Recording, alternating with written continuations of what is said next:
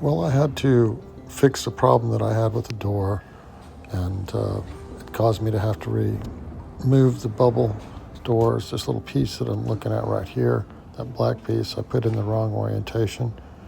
Of course, it's attached with stainless steel rivets, so drilling those out wasn't very fun. But drilled all that stuff out and then put it all back on again, and voila, it's working now.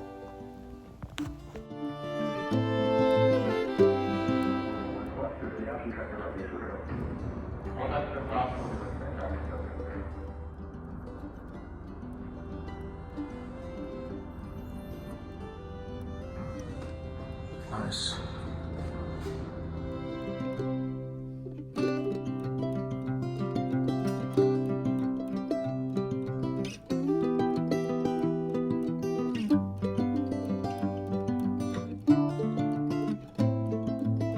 Well, today for me is a big milestone because, well, when I came into the hangar, I was thinking about my project, but when I'm leaving, I'm thinking about my airplane.